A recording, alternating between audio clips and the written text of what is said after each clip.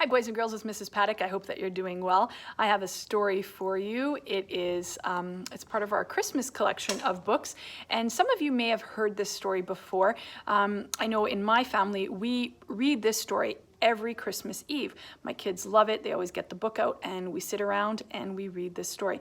It's a poem by Clement C. Moore, and in this book is actually, the illustrations were done by Barbara Reed. Do you remember Barbara Reed? She was our author of the month for the month of September. She's the one who uses plasticine to do the pictures. And so this story is called The Night Before Christmas.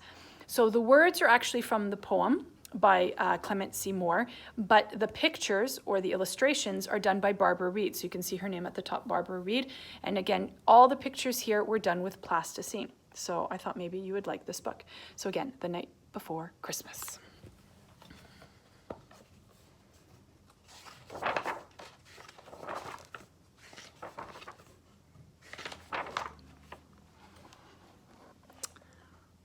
'Twas the night before Christmas when all through the house not a creature was stirring, not even a mouse.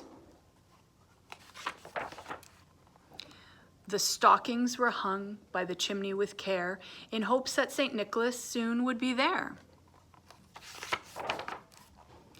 The children were nestled all snug in their beds while visions of sugar plums danced in their heads. And Mama, in her kerchief, and I in my cap, had just settled down for a long winter's nap. When out on the lawn there arose such a clatter, I sprang from the bed to see what was the matter. Away to the window I flew like a flash, tore open the shutters and threw up the sash. The moon on the breast of the new-fallen snow gave the luster of midday to objects below. When what to my wondering eyes should appear but a miniature sleigh and 8 tiny reindeer. With a little old driver, so lively and quick, I knew in a moment that it must be Saint Nick. More rapid than eagles, his coursers they came, and he whistled and shouted and called them by name.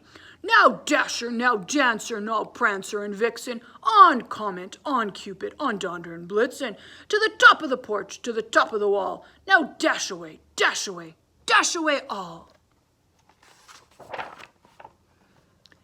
As dry leaves that before the wild hurricane fly, when they meet with an obstacle, mount to the sky, so up to the housetop the coursers they flew, with the sleigh full of toys, and St. Nicholas too.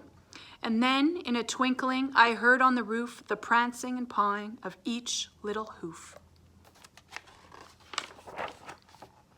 As I drew in my head and was turning around, down the chimney St. Nicholas came with a bound. He was dressed all in fur from his head to his foot, and his clothes were all tarnished with ashes and soot. A bundle of toys he had flung on his back, and he looked like a peddler just opening his pack. His eyes, how they twinkled, his dimples, how merry. His cheeks were like roses, and his nose like a cherry. His droll little mouth was drawn up like a bow, and his beard on his chin was as white as the snow. A stump of a pipe he held tight in his teeth, and the smoke it encircled his head like a wreath. He had a broad face and a little round belly that shook when he laughed like a bowl full of jelly. He was chubby and plump. He was a right jolly old elf, and I laughed when I saw him, in spite of myself. A wink of his eye and a twist of his head soon gave me to know that I had nothing to dread. He spoke not a word, but went straight to his work, and he filled all the stockings, and then he turned with a jerk. And laying his finger aside of his nose, and giving a nod, up the chimney he rose. He sprang to his sleigh, to his team, gave a whistle, and away they all flew like the down of a thistle. But I heard him exclaim, ere he drove out of sight, Happy Christmas to all, and to all a good night. And there we go. So there's our story, The Night Before Christmas. Barbara Reed did all the illustrations, but it's a story that I think some of you have heard it before. Maybe you'll hear it again at Christmas Eve, just before you go to bed.